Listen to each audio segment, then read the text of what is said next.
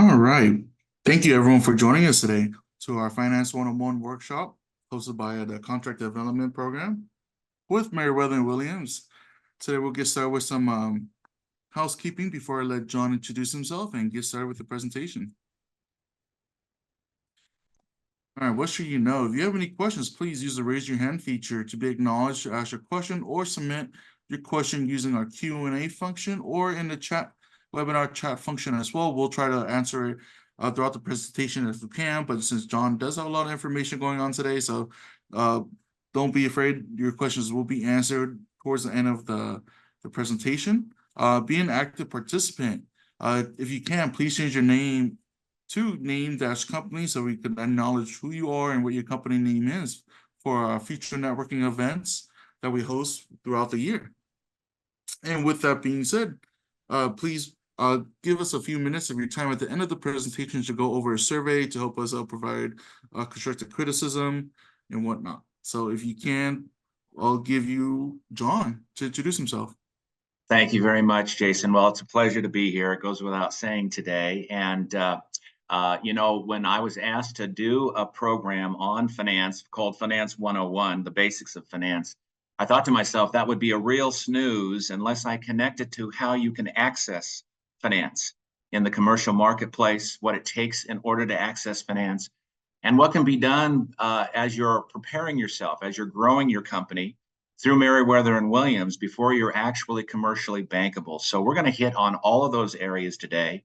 Quite a bit of detail on how to build an effective business plan based upon a well-documented business model and a well-documented profit model. So without further ado, we'll be setting the stage for accessing lender support. And if Jason, and I'll give you my bona fides here, I beg your pardon. I am the project manager for our contract-based finance initiative. That's a fancy way of saying that I underwrite and package loans for our funding partners in San Francisco, Los Angeles, points east to Charlotte, North Carolina, also in Oakland, California. And we take contractors from our contractor development and bonding programs in those various locales and take them through the process of putting together a loan from an underwriting standpoint, a loan origination or documentation standpoint, and then loan monitoring to successful completion. And we do that on behalf of our funding partners, who are typically community development financial institutions that are specifically chartered to work with smaller emerging contractors. And I'm assuming today that our audience is primarily made up of small business enterprises. So that's by way of a little bit of background there. Okay, we can go to the next slide, please, Jason. All right, so what is finance? Again, I'll tell you, this could be a real snooze if we were just to focus on this particular topic, but it really is the study of how cash resources are allocated over time. You can find all kinds of written information on what finance is and various definitions, but we like this one the best because what we're providing is ultimately a resource to help you become eligible for finance even before you're commercially bankable.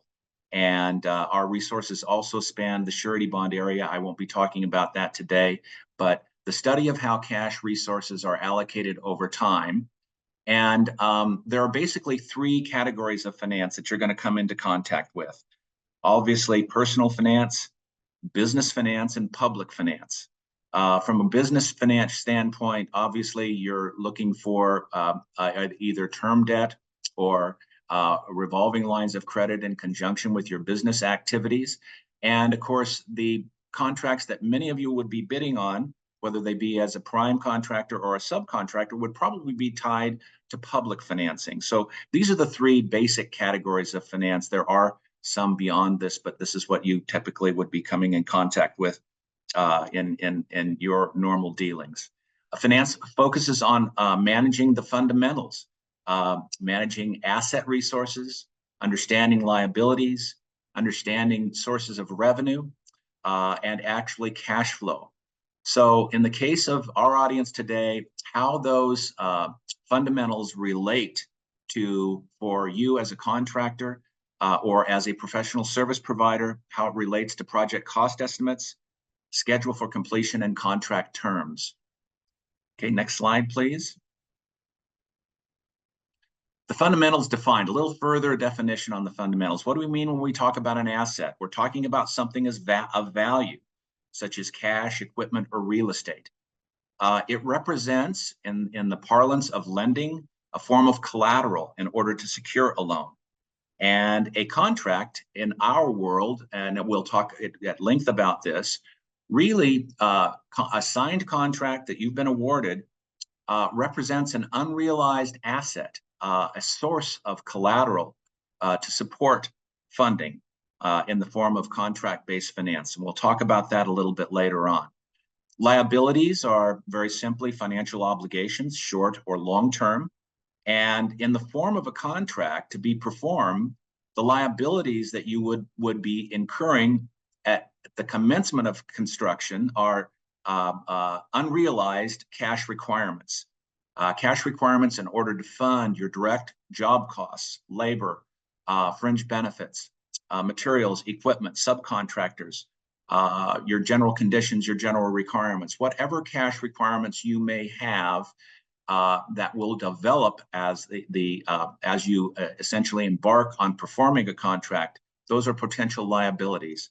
Revenue is defined as money generated by activity on a day-to-day basis, and cash flow is the movement of money in or out of your company. And we'll talk a little bit more about cash flow. Try to make that discussion somewhat simple, even though understanding cash flow and the ability to project it, we think is an absolutely essential skill that we try to help our participants in our programs develop. Next slide, please. Now, common structures of debt finance. These are the structures that you're going to essentially come into contact with as a small business enterprise.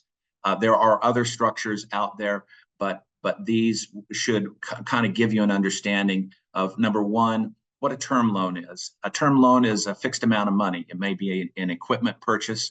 It may be a real estate purchase. It's a fixed amount of money to support the acquisition of equipment or real estate or the development of your business. It's borrowed for a specific period of time and at a fixed rate of interest. A revolving loan, on the other hand, is a working capital loan, most typically, and it can be drawn down and repaid several times over the life of the loan. And very often these revolving lines of credit are set up for a 12-month period.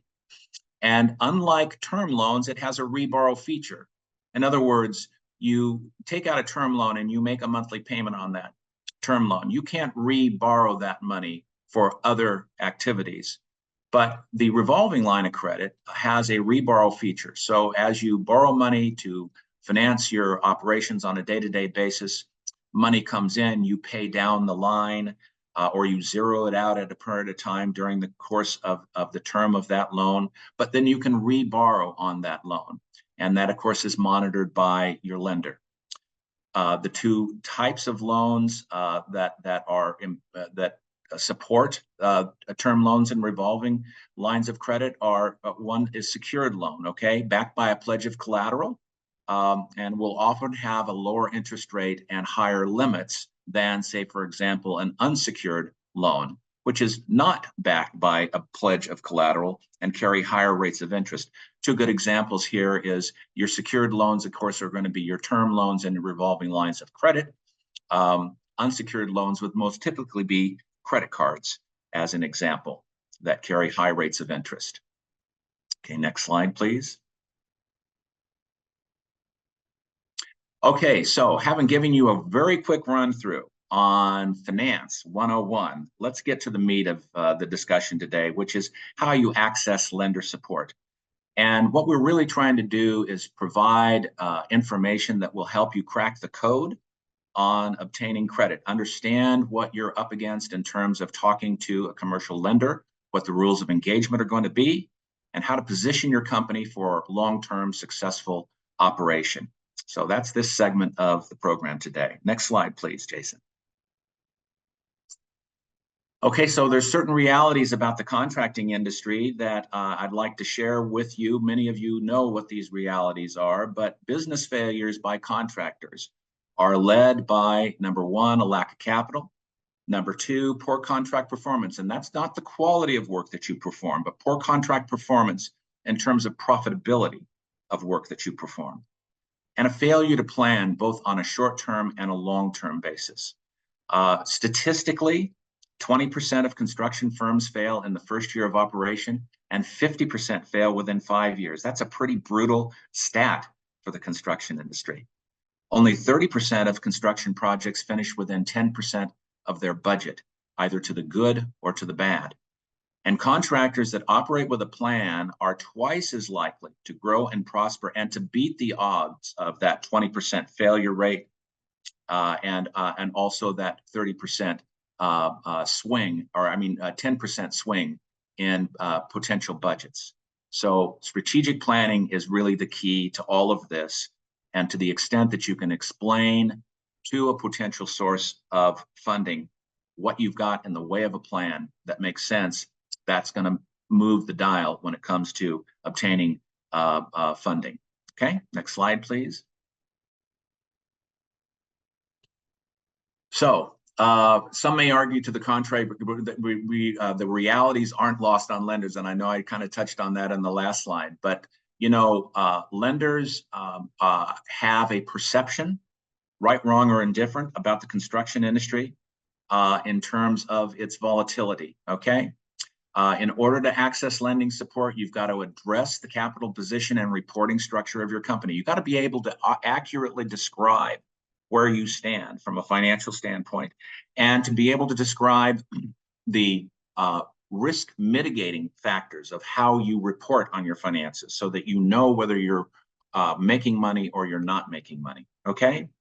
You need to be able to accurately describe your project track record of results over a period of time. Now, many contractors, new in business, don't have the ability to communicate a long history of project track record, and that's why we have programs to help you out until you're able to demonstrate that for a commercial lender, and we'll talk about that later in the program as well.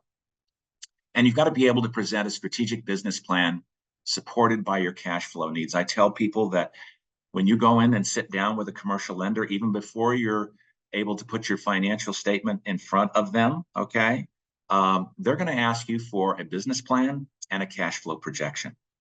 And to be able to put something like that in front of them that makes sense and be able to talk about it will get you to that next meeting and probably most likely the true information gathering phase of a developing relationship with a commercial lender.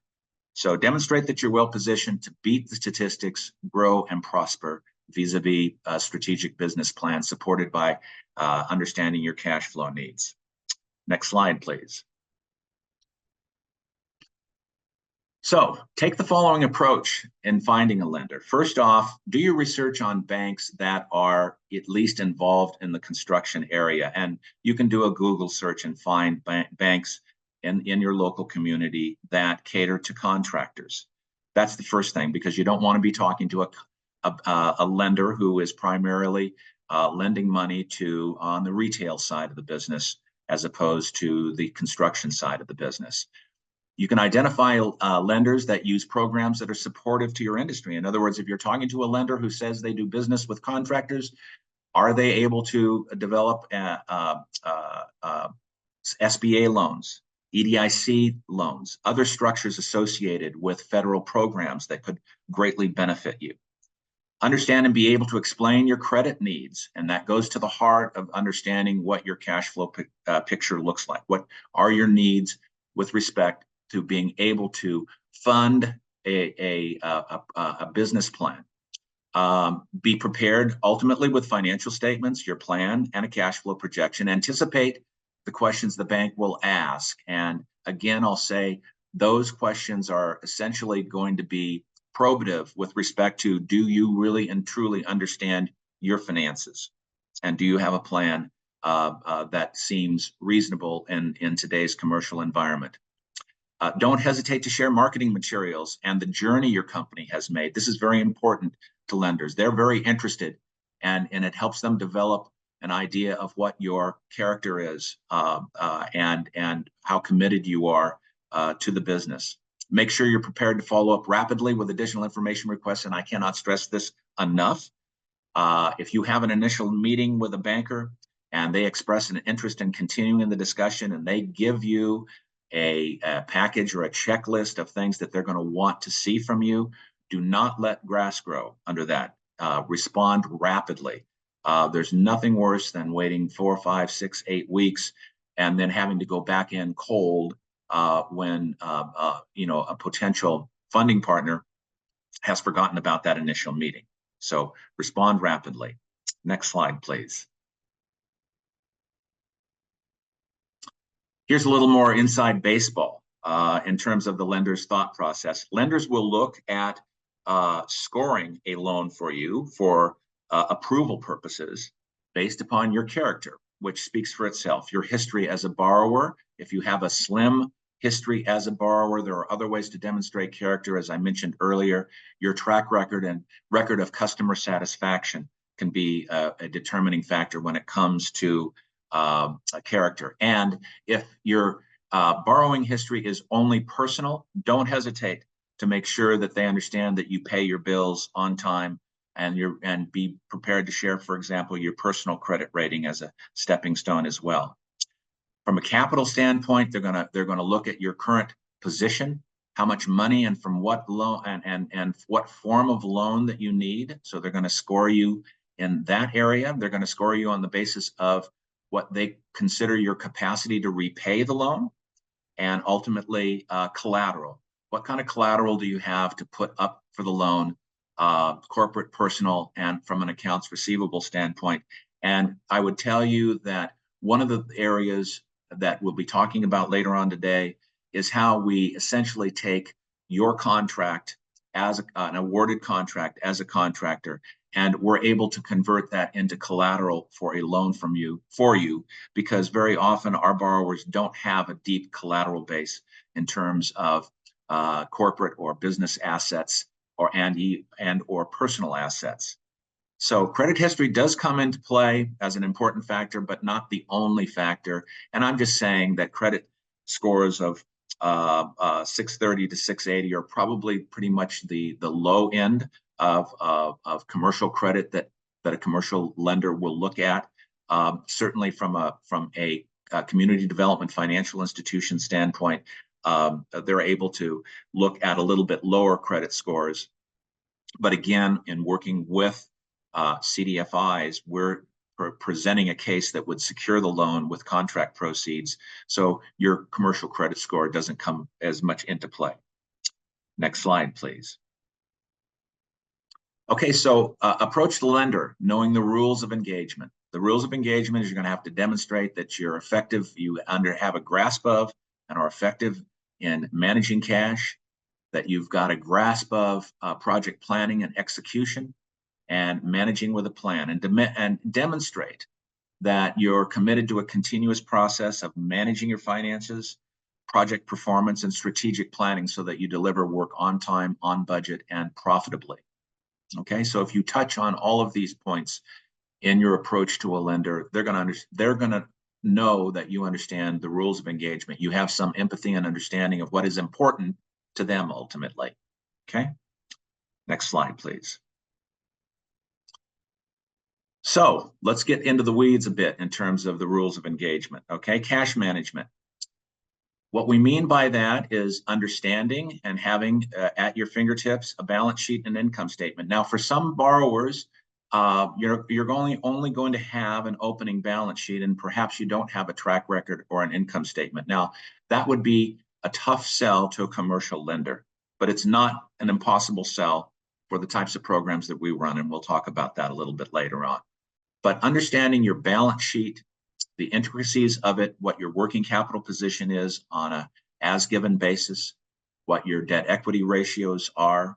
These sound like big terms, but they're not at the end of the day, and we have targeted technical assistance to help you understand what all of that means. Understanding what comprises the equity that you're showing on your balance sheet and how that is affected by income that carries over from your profit and loss report, okay? Your profit and loss report, of course, starts with the revenue that you have accumulated to a point in time. It will depict your gross profit margin. It'll depict your ongoing overhead needs, and then your net profitability, hopefully net profitability in all instances.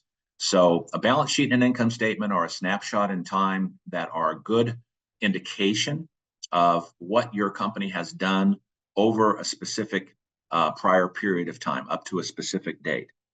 Your schedule of work in process should tie into the balance sheet. And again, we can give you targeted technical assistance in understanding how to put together a schedule of work in process. But the schedule of work in process basically allows an underwriter who's looking at your balance sheet and your income statement to understand what it is you've got coming down the pike in terms of potential income on your backlog of work. A work in process schedule starts with a listing on just nothing more than an Excel spreadsheet of the contracts that you have in process and the contracts that you have signed, what your original estimated cost on those projects are, what your estimated costs are to include any approved change orders, what your costs to date are on those projects, what your billings to date are, and what your revised estimated cost to complete. A lender is going to be looking at the impact of your work in process on what they consider to be your baseline balance sheet and income statement. Okay. The cash flow projection. You know, we talk about cash flow projections. We kind of throw the term around, and people a lot of times will say, "Oh, that sounds very complicated." Well, it's not. A cash flow projection is nothing other than identifying your beginning cash position at a point in time, what your cash requirements are, either on a specific project basis or on a backlog of projects basis, to fund direct job costs, okay, upfront, what your scheduled or your likely time frame is for progress payments to come in.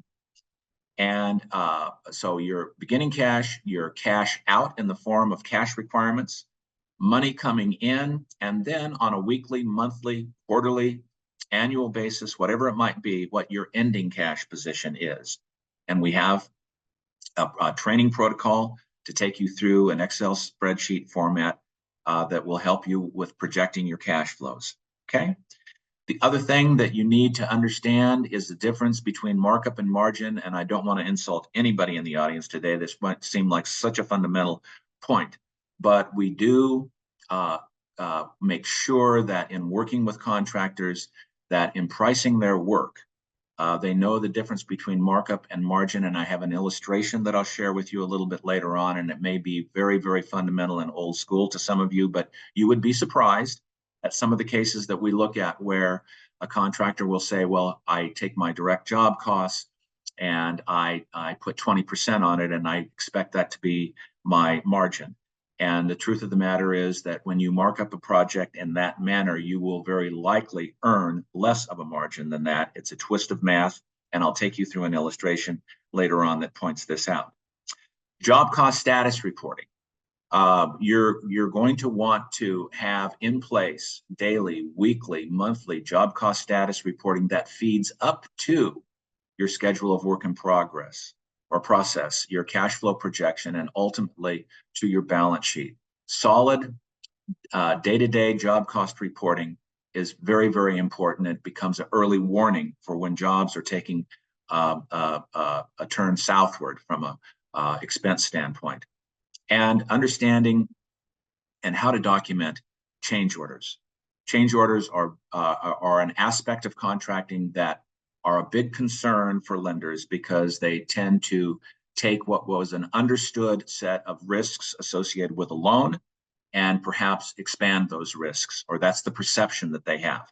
But effective and solid documentation and change order management really constitutes, again, the rules of engagement from a cash management standpoint. Okay, next slide, please. The rules further require you to have project planning and execution in place, okay? What is the basis for you selecting a project that fits your background and organizational capability? What are your bidding and estimating practices? What can you say about that process that will give a source of credit comfort that you are adequately anticipating issues associated with the accuracy and the adequacy of a bid and your project estimates, okay? Understanding schedule impacts. This is hugely important in the area of cash flow projecting, because from a cash flow standpoint, we're triangulating, okay? Available cash, your cash requirements, cash coming in, okay? And contract terms in terms of how you're going to be paid. Be able to demonstrate what your buyout process is, how you select vendors, materials, equipment, subcontractors, and subcontractor management, okay? I mentioned job status reporting and pay application or change orders in my previous slide.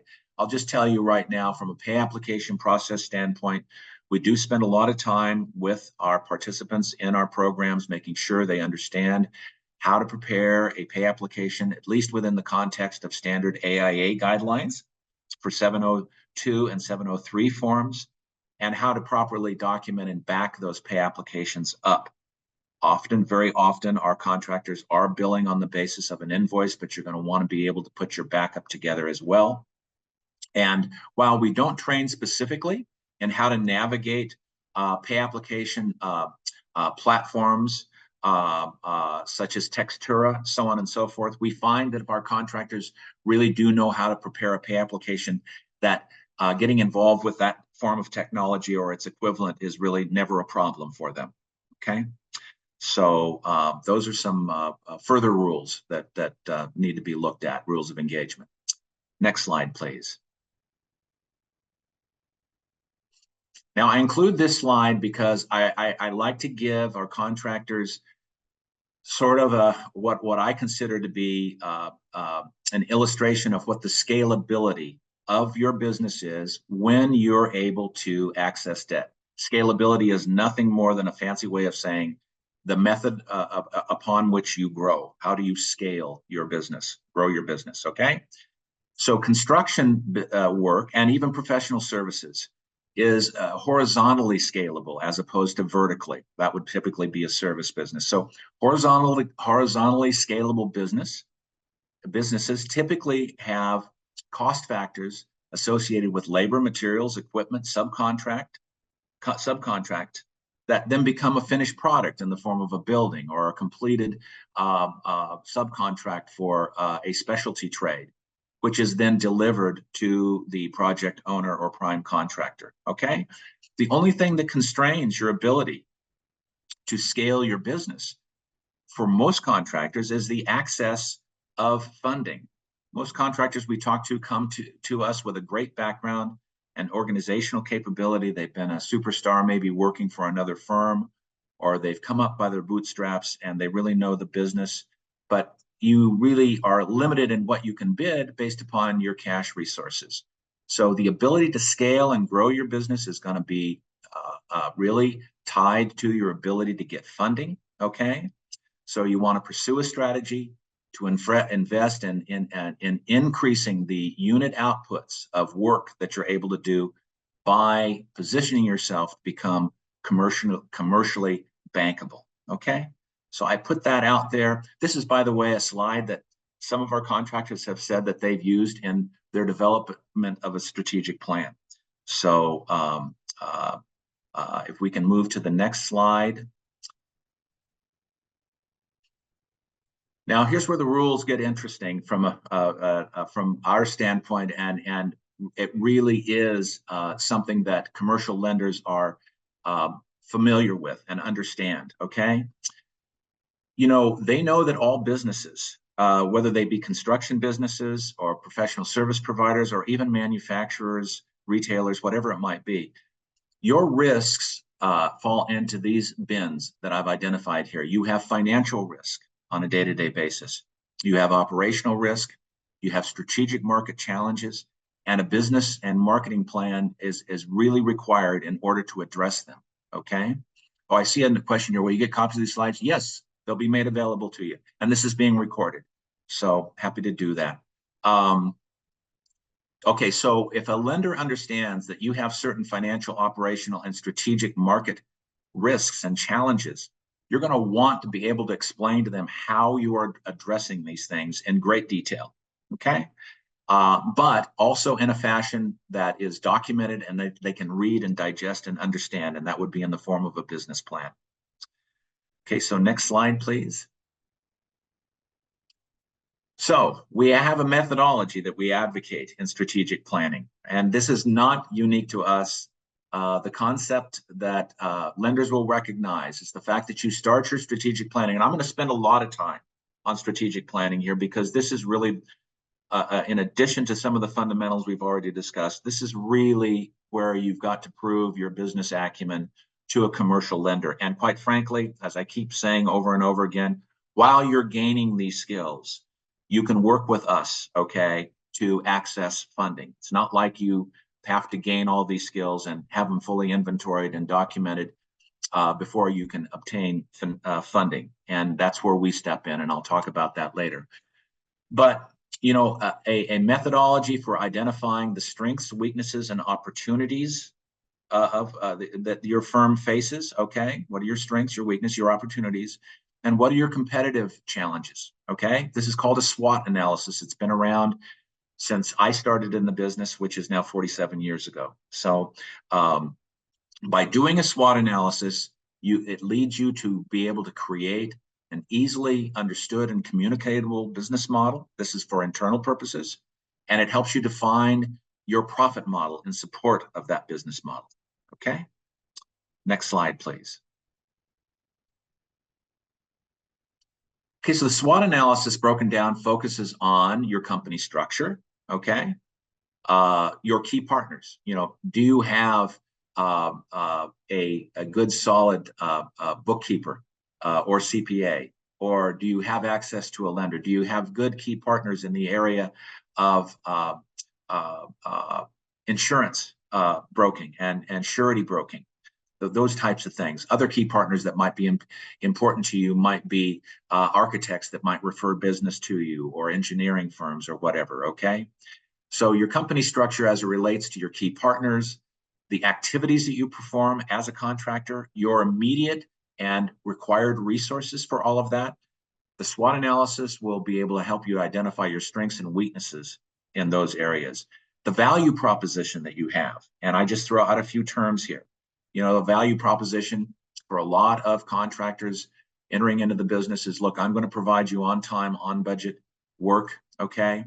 Total quality management is not a term we see a lot in these days, but that was something that was popular back in the 1980s and early 90s. It's now really evolved into a full sort of a approach to delivering a quality product or quality project.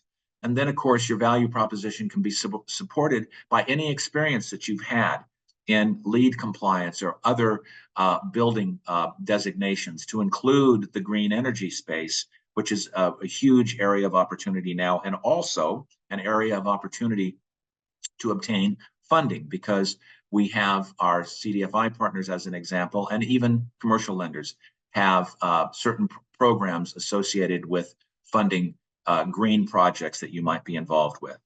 And the other thing that I really like in terms of the value proposition is that there's a statistic out there that basically says that 70% of innovation in a construction project comes from the contracting side, not necessarily from the engineering and architectural side. Your ability to demonstrate a track record and to bring to a project, either as a sub or as a prime, innovation is a key component of any value proposition.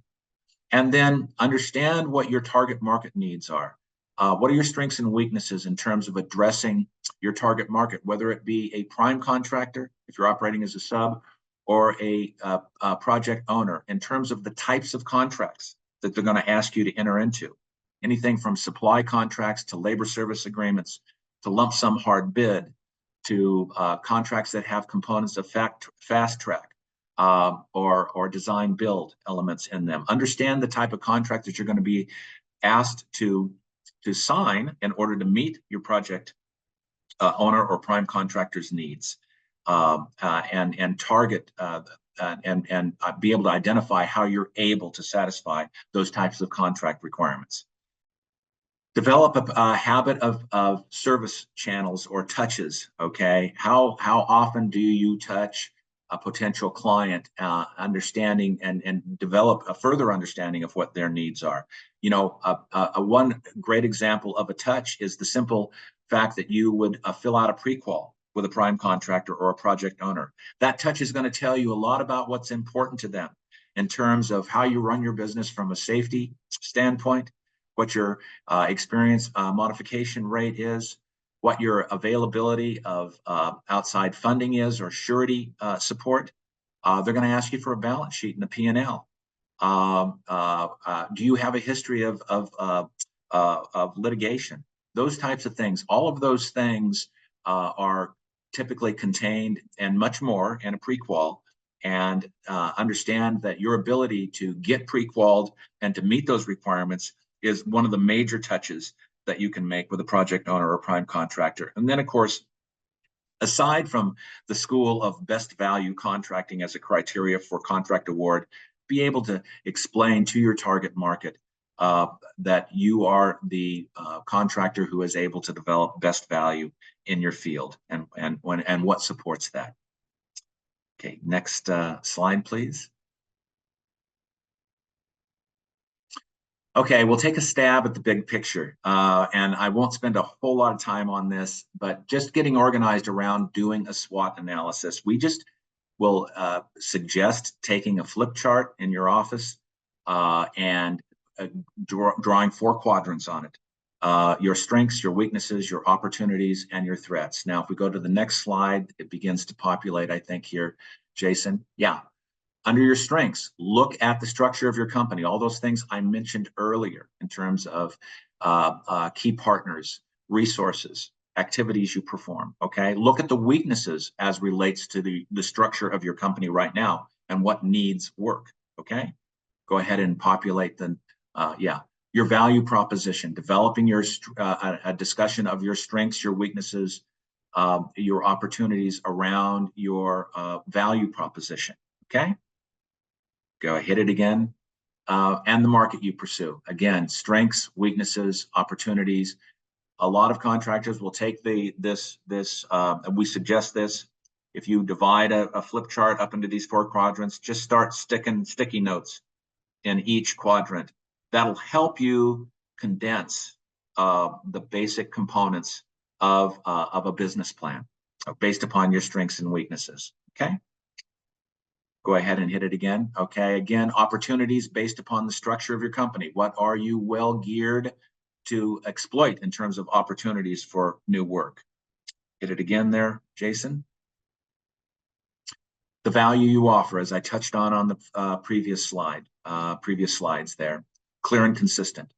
Next one, we're just giving you some examples, okay? Make sure the opportunities that you are casing out are reflective of market needs. Don't try to ram a square peg into a round hole. You need to identify where the opportunities are and how you're able to address those opportunities, or either through a program such as we provide, or actually I should touch on this, our CDFI partners and other local partners that might not be part of Meriwether-Williams or that we work in conjunction with, local contractor resource operations.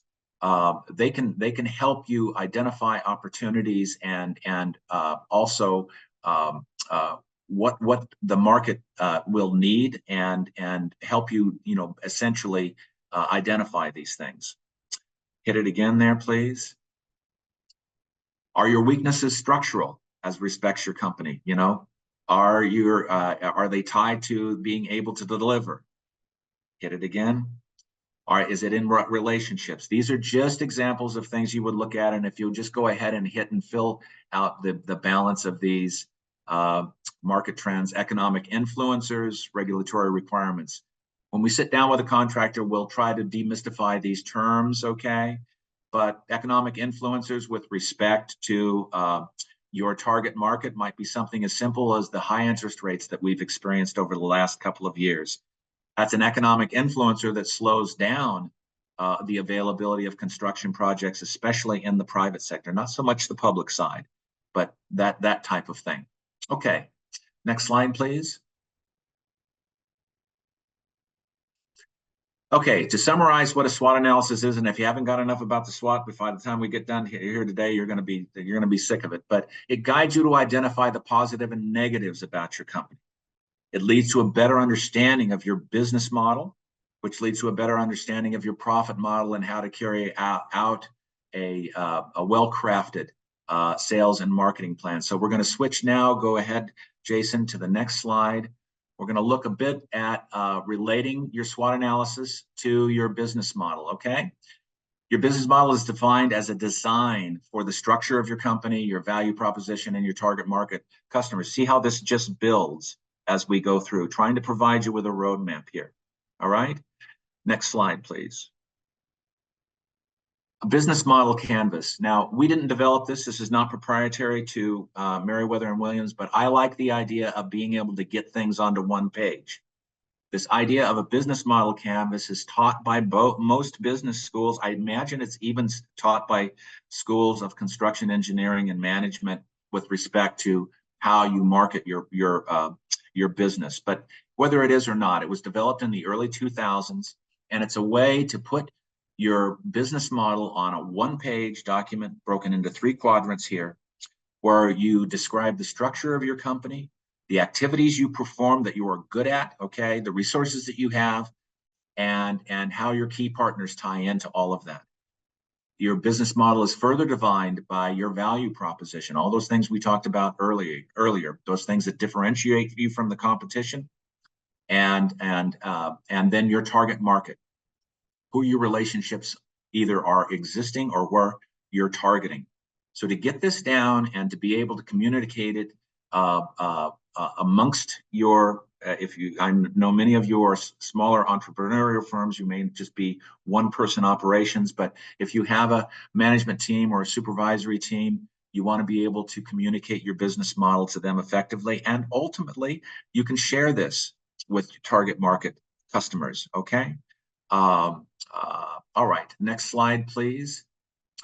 Okay, so relating your SWOT analysis to the business model, now your profit model becomes possible. And, you know, if your business model is run on the basis of the structure and the value proposition of your business and your target market customer needs, then your direct costs of labor, materials, equipment, and subcontractors, plus allocated indirect costs, rent, utilities, office salaries, and autos, these costs plus markup identify your profit model. So what we're trying to say here in summary is that you develop a profit model that recognizes accurately what your cost of doing business is, and then you mark it up properly in order to achieve a target margin on the business that you're running, okay? Next slide, please. Now, I mentioned early in the conversation that there's a difference between markup and margin. And I'm not going to, after, like I say, many years in the business, I'm not going to try to explain the twist of math here. But if a contractor says to us, I take my direct costs, I mark them up by 20%, and that's my expected margin, you can see from this illustration that that's really not how it works. And I apologize to those of you who know this book, chapter, and verse. I'm not trying to you know, demean anybody's already existing business acumen, but it's something that we like to illustrate. If your job costs are $40,000 and you mark those job costs up by 10 grand, that's 25%. So your total contract price is $50,000. A markup of $10,000 or 25% divided by the price of the job equals 20%. That's all you're going to earn in terms of margin. And that equation pretty much carries through for percentages upwards of 35% in terms of markup. In other words, for every 5% over and above your actual job costs, okay, you mark up a project, you're going to achieve a margin of 5% less. So you can take this and make it part of your file, and it certainly is something that we will visit on with you when we go through your bidding and your estimating process. Another area that I don't have illustrated here in this presentation is how to properly burden your labor budget with not only the base wage rate for all of the different categories of workers that you might have on a project, from apprentices to journeyman to foreman to that sort of thing, how to allocate and burden those base wage rates with fringe benefits and other payroll related expenses, such as the cost of insurance, workers' compensation insurance, and any overhead burden that you might want to attach. So we have that capability in our training acumen as well. Okay, next slide, please. So I'm going to summarize here, and if, like I say, if you haven't heard the term SWOT enough today, you're going to be sick of it. A SWOT analysis is a realistic recognition of the internal and internal strengths and weaknesses, opportunities and threats of your company. It leads to your ability to develop a business model that supports your profit model, which can be related then to a sales and marketing plan. And that sales and marketing plan is something that a potential source of commercial lending is going to want to see, and they're going to want to be able to believe it. Okay. So I like to finish this segment of the discussion off by, I don't know if any of you are old enough to remember Yogi Berra, who was a famous catcher for the New York Yankees, who was famous for his non sequiturs or funny things that he would say. And so, you really and truly need to have a strategy that will, as Yogi Berra used to say, get you where you want to go so that you don't end up someplace else. Okay. So next slide, please. We'll keep moving along here. Create your business plan. Now, I'm just going to touch on this. These are just headings for a business plan. Obviously, you'll have a cover sheet. You're going to put together, Yogi was the man back in the day. Yes, that's so true. Somebody just made a note there. Your executive summary on your business plan is going to describe the plan and what it contains. It's going to describe something about your target market and the customers that you're going after.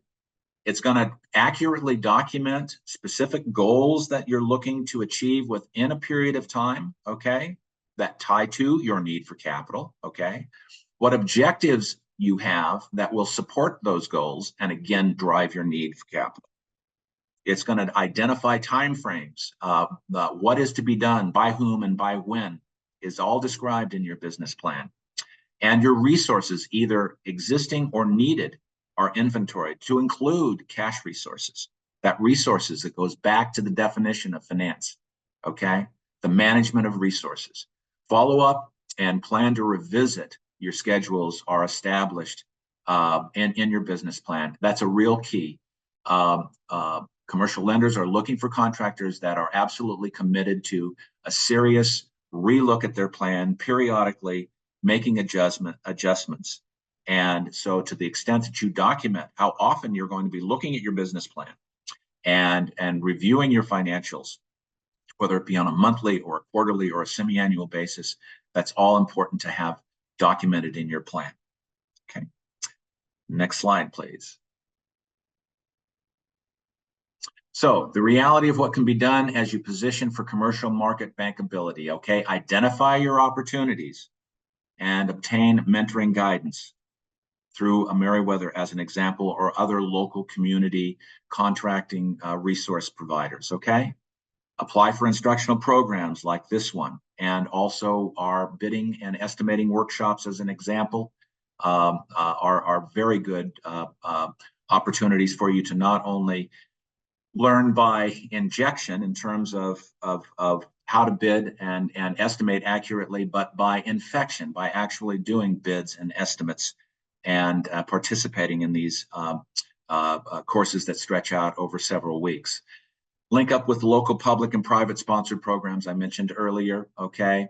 Which brings us to how to build the plane, fly the plane, and land the plane all at the same time. This is a term we use at Meriwether because all of this I've given you today, this in order to position you to access lending, is from a commercial lender standpoint. But what do you do in the meantime until you build up all of this? Okay, well, I'm going to show you how we build, fly, and land the plane all at the same time, making sure that you have access to resources that will support your business efforts. Next slide, please.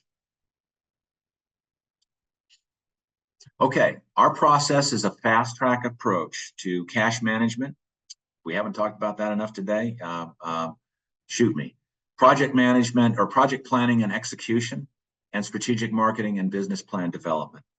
Okay, and that's not too different from what a lot of the community-based resources provide, as well as lender-based resources provide. Next slide, please. We also provide training needed to participate in our surety bond guarantee programs in those strategic markets where it is available. Okay, how to prepare and use your financial statements as a management tool, cash flow projecting, estimate and schedule preparation, contract review. This is a huge one. Not only reviewing the contracts that are put in front of you, but if you're in a subcontracted position and you see those words in there that your contract, that the prime contractor's contract is incorporated in your contract by reference, you're going to need a copy of the prime contract and understand what the flow down provisions of that prime contract are, not necessarily stated in yours, but are otherwise going to influence you. Okay, take advantage of our field support services. This is not only pre-construction, pre-bid, all the educational things there, but also during the course of construction. Our field support services are there for you. And we have our contract-based finance programs that can lead to commercial lending access ultimately. In our longest standing program, which is about 6 years now, we have about a 20% graduation rate to commercial lending for having participated in our program. The rest are still participating, but people are getting into the commercial lending area all the time, and that's what we love to see, quite frankly. Next slide, please. Okay, so contract-based finance, I'm going to touch on this and take us down to the end of this presentation today. Next slide, if you will. One thing, John, do you have any questions? We have a few questions in the Q&A. Would you like to answer them now? Well, why not? And then I'll launch into contract-based finance. How are we doing on time, Jason? Okay? We are great on time. Okay, first question is there a cash flow projection template designed specifically for construction, which can be shared with attendees? Yes, absolutely. We can provide a sample of that. It typically does take some one-on-one targeted technical assistance from our team, but very happy to provide that to you, the template. Okay. For those of you that are skilled in Excel spreadsheet preparation, you'll get it immediately. Perfect. Thank you. Second question. Which accounting programs, i.e. example, QuickBooks, Xero, Wave, etc., can support a construction-based business with a job costing, change orders, bidding, and estimating? Yeah, well, now we're used to looking at QuickBooks as an example as a basic financial reporting tool, balance sheet and P&L. QuickBooks used to have a module that was tied to cash flow projecting. I don't believe that module is still available. Okay. Job cost reporting, if your chart of accounts is set up properly and you're using some sort of just a field job cost gathering mechanism in terms of tracking hours and activities and so on and so forth, that can all lead up to your chart of accounts. We use a CMIC. Yeah. No, I've heard that terminology before. And from our standpoint as underwriters, we're just really looking for the type of reporting from you, as any lender is, that would help us understand that you know what your finances are. And if you're not at a point in terms of the development of your business to have those skills, we can help you with it. We have outside folks that in some areas that we operate in, their costs can be partially subsidized by our program sponsors, not always, but our services come to you free of charge based upon our contracts with our sponsors, whether it be City and County of San Francisco, our sponsors in Los Angeles, Oakland, Charlotte, North Carolina. And in some instances, we're able to provide you subsidized services in the accounting area as well. Not all of our sponsors provide that, though. And also in third-party funds administration, which I'll talk about a little bit later on in the presentation. Okay, I'll take one more question and then let's move on, and then I'll answer everybody's question at the end. How's that? Last question, how can I ask Prime for their contract without it being awkward? It's going to be awkward. But you know what you can say? I think a prime contractor is going to have respect for you. And by the way, if we're working with you on providing funding for a project or a surety bond guarantee or whatever it might be, okay, we can act as your hammer, not to put you in an adversarial position with a prime, but a prime has got to respect you. If you look at that subcontract and it says right there in bold letters, or maybe not so bold, the prime contract is hereby incorporated by reference, by all its terms and conditions, okay, and all of its terms and conditions. Then, as a shrewd business person, you're going to the prime and saying, "Hey, look, I want to know. I'd like to review your prime contract. I understand you're going to redact your schedule of values. You may even redact your contract price, okay, whatever it might be. But I need to know those provisions in your contract that might have an influence on my ability to fulfill my contract, that aren't necessarily referenced in my contract, but are incorporated by your own words, okay, by reference in my contract." So it can be a little awkward. We can help you structure that discussion in such a way that hopefully you don't come off as impudent, but as a true professional is what I would say. Okay. All right, thank you, John. All right, next slide, please. Okay, so what's the big picture for contract-based finance? This is what we are able to provide you until you become commercially bankable. We use your contract progress payments as collateral for your loan. The value of the contract of $100,000, say on a loan of $25,000 or $30,000 or $50,000, whatever it might be, is used as collateral to secure your loan. Most of the loans that we do are in the $180,000 to $200,000 range on projects ranging anywhere from $500,000 upwards of. We've got a couple projects in the queue right now that are well in excess of $2 million. So the collateral that you need in order to secure a loan with us is not going to be based upon your vast array of assets or cash resources. It's going to be based upon the contract that you have signed, right? The money that we are able to obtain for you through our third party or through our funding sources, our community development financial institution network, okay? That money is released through third party funds administration, not all up front. It's released to a trust account that is set up in your name, okay? Which you don't have access to, but it is administered by a third party funds administrator, who, based upon your request for a draw, will distribute funds on your behalf or directly to you in reimbursement of expenses, documented expenses that you may have had on the project. We're also in a position to set up, in addition to a basic trust account, a payroll disbursement account, and work with your third-party payroll service provider or your accountant to structure how that account can be accessed, impounded in order to cover your weekly payroll and to pay your taxes, both state and federal. And those are details that I can elaborate on in one-on-one discussion or even in question and answer if you'd like to. But the funds that we access for you are earmarked for the approved project only, okay? Of course, interest and fees are required, but are very, very compatible with market rates. In fact, they are vastly less expensive than credit cards, okay? The annual rate of interest on these loans, okay? Our priority of payment, and when we put a loan together for you, is that your bills are paid first. As progress payments come in, we continue to invest those progress payments in the project to keep it going, but we will set aside a certain amount of money to cover your ongoing interest cost on the loan and perhaps a principal on the loan pay down, so that we keep your cost of debt as low as we possibly can. And then And actually, during that process, we also will fund your earned overhead from loan proceeds, okay? Covering that again with progress payments as they come in. And then at the end of the day, we look at your ending cash position.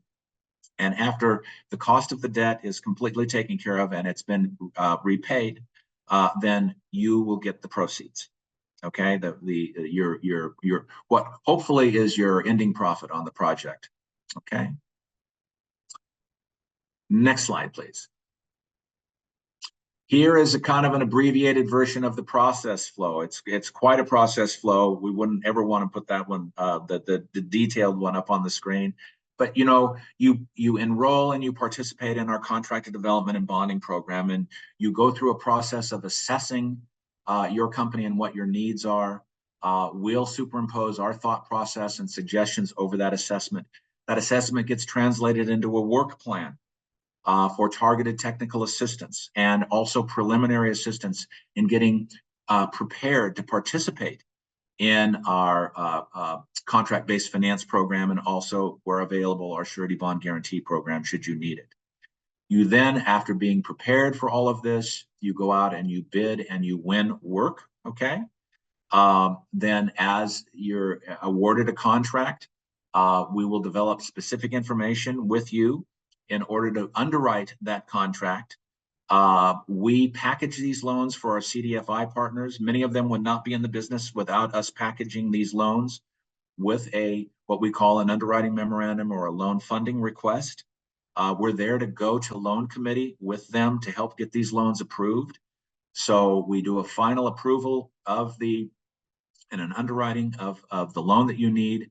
We tune up the cash flow. We share all of that with our sources of funding. And then upon approval, we will fund your loan into a trust account administered by a duly licensed and regulated third-party funds administrator. This is a firm that we've done business with for over 20 years now. And the repayment of your loan ultimately comes from progress payments. And as I mentioned before, the delta, the difference between your progress payments and the cost of this debt essentially is distributed to you in terms of net profit on the project. Okay. Next slide, please. So key things to know. We can underwrite these loans for contractors of all types, to include professional service contractors, okay? When I talk about professional service contractors, our experience has typically been in construction-related professional service contracts like job site security, job site cleanup, traffic control, entrance and egress, this sort of thing, dust suppression, whatever it might be. But we also are looking at service contracts that are outside of the general contracting area in terms of providing engineering services and things like that on public contracts, okay? You need to be an eligible contractor in whatever strategic market you're in, however that's defined, okay? In other words, certified or at least licensed in your strategic market, okay? Your designations as a small business enterprise don't mean that much to us, but they can mean something to our funding sources in terms of the type of funds that they might access on your behalf. We ask that you become pre-qualified or prepared and work with our contractor development and bonding program well before the time of bid, because as you can imagine, it takes some time to pull all of this together. We pride ourselves on being able to respond in a reasonable period of time, certainly faster than a commercial lender can, but it's a matter of a number of weeks in pulling a project together.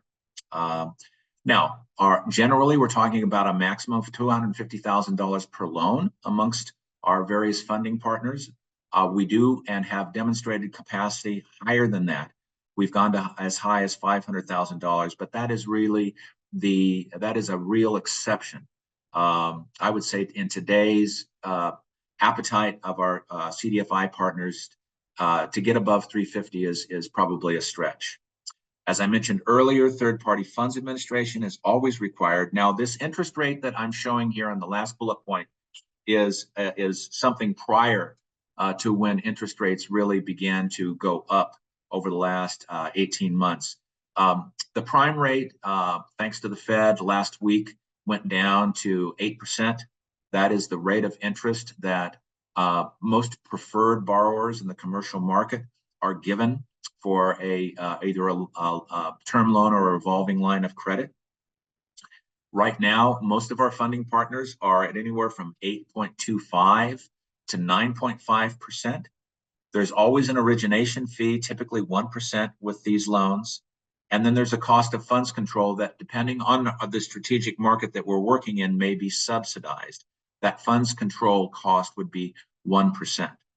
So all in, even if the weighted average cost of these loans is upwards of, say, 11, 12%, the trade-off there is that you're actually obtaining debt to cash flow your project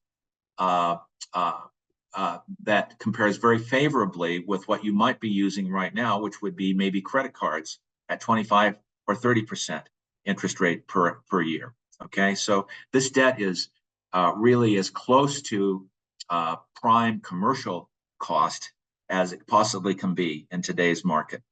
And hopefully we'll see interest rates continue to come down as the economy rebounds. Next slide, please.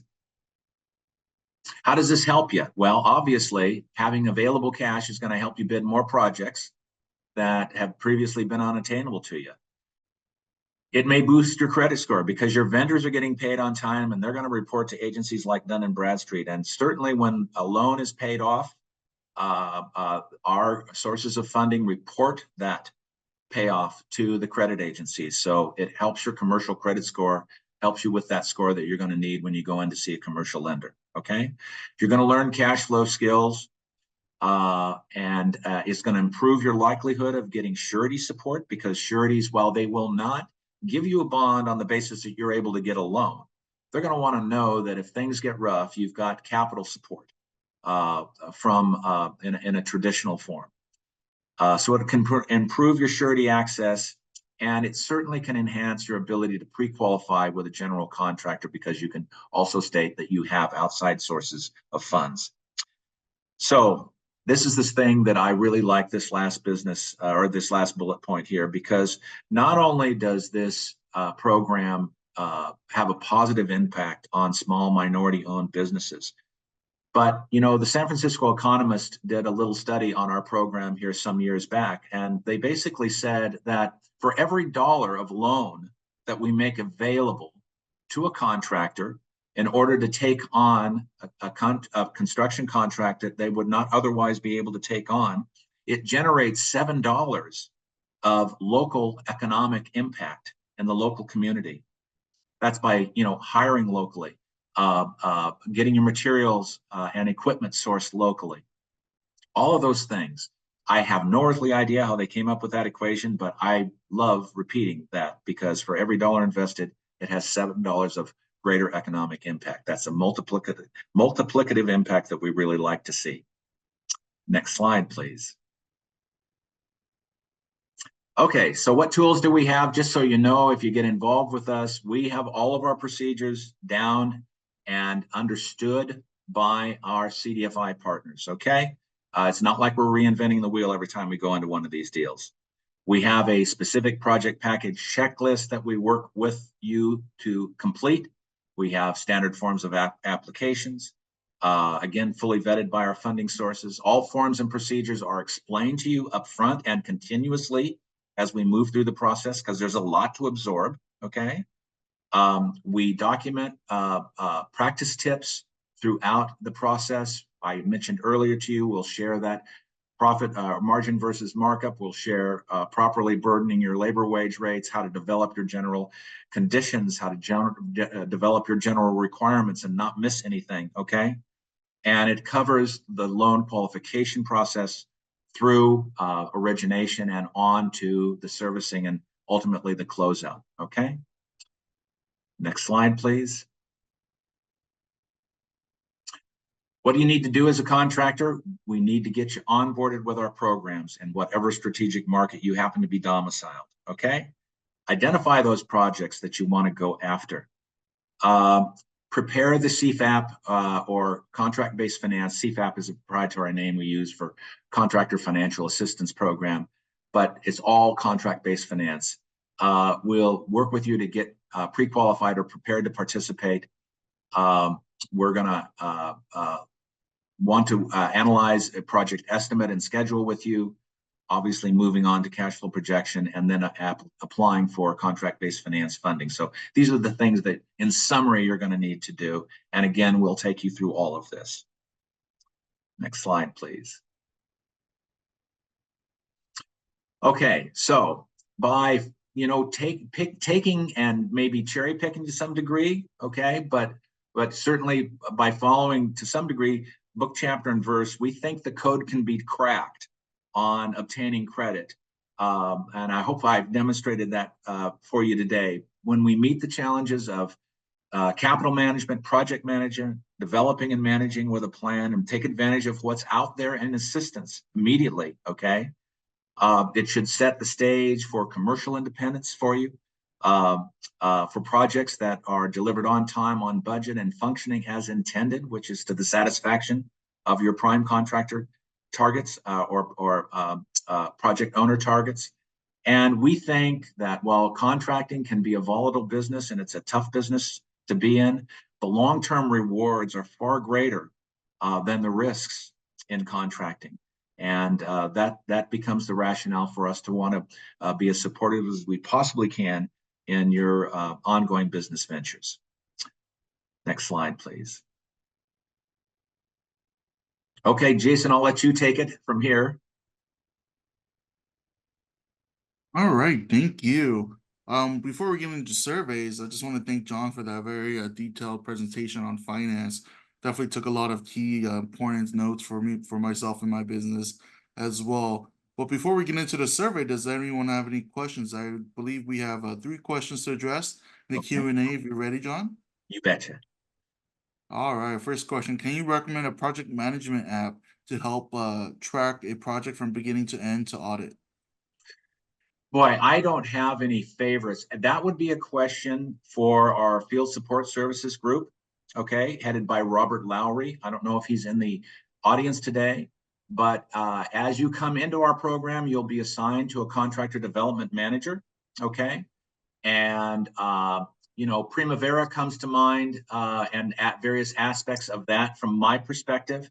But that would really be an area that Robert Lowry, who heads up our field support services, could address with you. And so hold that question or deliver it to your contractor development manager if you already have one assigned to you or you're enrolling in our program, because we can provide you some guidance in that area. Okay? Next Perfect. Question. Thank you. Yeah. Next question is from an anonymous attendee. We have 2.5 million in awarded contracts. HWY construction. I am 1-person operation, and all this info that is being shared will benefit my company. Who do I contact? My back office and bookkeeping. What type of firm do I hire to get my company in order to present to a lender? Well, I think you would start working with us, okay? If you don't already have a bookkeeper or a back office set up, we can talk to you about the various components of all of that. I have interviewed many accounting professionals on behalf of our contractors to make sure that they understand construction accounting. Construction accounting is different from retail accounting because you're actually, by preparing an accrual basis financial statement, which is what you want to be on as a contractor, you're able to track the impact of your work in process on your balance sheet in terms of over and under billings and on your P&L in terms of earned income. So it's very important to have an accounting professional, get lined up with an accounting professional who understands all of that, understands accrual-based accounting on a percentage of completion basis. I hope that answers the question. Thank you. Next question we have, can you suggest a pay application platform other than Textura? I don't have any commercial names off the top of my head. And actually, so to make it really clear, the Textura platform is something, along with other pay application platforms, that either project owners or prime contractors have adopted and are asking their contractors to submit their pay applications through. And there is a training module that goes along with Textura. I know that you would be exposed to if you're working for a prime or for a project owner where they're requiring you to submit your pay apps through Textura. They may even have, if you were to Google Textura, they may even have a training module for contractors that might be asked to participate in all of that. Our training focuses on getting you up to speed and comfortable with what would be American Institute of Architects 703, 702 forms, how those two forms feed to each other, and the type of documentation based upon your contract terms that you're going to need to provide in conjunction with those progress payment applications. Okay. You. Hopefully that answers that question. Next question we have is from Ada. Can you give an example of how that works with a 100K loan? What he does for your. Well, okay. $100,000 loan. Let's kind of reverse the discussion a little bit here. If you have a project that you're looking at and you intrinsically know that you do not have the cash resources to fund that work upfront until the point in time, based upon your contract terms, you can receive payment or at least continue to cash flow the project through progress payments. Okay. Then what we're going to look at is your existing cash resources. We're going to look at the scope of work that you're performing, okay? Your estimate, your direct job costs in terms of labor, fringe benefit included, material, equipment expense, your general conditions, your general requirements, subcontract costs, whatever it might be, okay? And we're going to look at that breakdown of your estimate, breaking out what you've got to cover your overhead and your profit, okay? And then we're going to look at the anticipated flow of cash in. Now, when we can identify, based upon your schedule, what the timing difference is between available cash and cash coming in, that's what we design, how we decide how much to lend you. So if you have $20,000 of available cash, as an example, and you have a $400,000 project, you know you can't cash flow that project for 30 days, much less 45 or 60 days, which usually your accounts receivable turnover turns into on a construction project. So $20,000 is inadequate. It's a $400,000 project. We'll identify the difference between what it is you need and what it is you have, and develop a loan. That very well, at that level of a contract value, it very well may be a $100,000 loan. It could be an $80,000 loan if you only need 20% as it relates to the value of the job. But this is a process that, again, we explain in a very orderly fashion to you. And I would venture to guess that a lot of the folks participating here today, you probably pass up work based upon your own calculations as to what you're going to need in order to cash flow it versus what you have. So we enter that process trying to understand what your viewpoint is towards your needs, but then we boil it down to a specific contract discussion and come up with the amount of debt that you're going to need in order to fund the project. Next question, please. All right, I think we have one other question. What areas do I have to be in to take advantage of these programs and banking options? Well, our presentation today is geared for the areas that we're operating in right now, whether it be San Francisco, Los Angeles, Oakland, and Charlotte, North Carolina. If you have contract opportunities in any one of those strategic markets that are outside of our existing sponsors' funding, in other words, let's say you have a contract in Charlotte, North Carolina for the county of Mecklenburg and not the city of Charlotte, we can address your needs for funding on a local county project. Same thing in Los Angeles. Well, Los Angeles County is a sponsor, but for the surrounding cities and counties in Los Angeles. Now, that might change a little bit the cost structure of the loan, because our services may not be subsidized, but at the end of the day, those costs are going to be quite reasonable as it relates to the opportunity that you might gain in bidding a project. We have never underwritten a project where either the cost of the debt or the cost of third-party funds administration, should it not be subsidized, or the frictional costs of having Meriwether package the loan and get it approved for you, have made the deal not a good deal for you to do. In other words, the opportunity associated with being able to bid that $500,000 project versus what you can earn on that $500,000 project, let's say a 20% margin, the cost of the debt and the ancillary costs are going to be a very, very small fraction of that 20% margin, as an example, okay? And we, by the way, disclose, as we do the cash flow projections, all of the costs up front. And a lot of these costs are not covered out of pocket by you. They're covered initially by loan proceeds that we pull down. So you're really not faced with any kind of a true up on costs until the end of the project, if any, okay? And we know what your profit margin is. So I hope that answers the question in a general sense. Every case is different. Thank you for that, John. Do we have any other questions before we move towards the end of this presentation?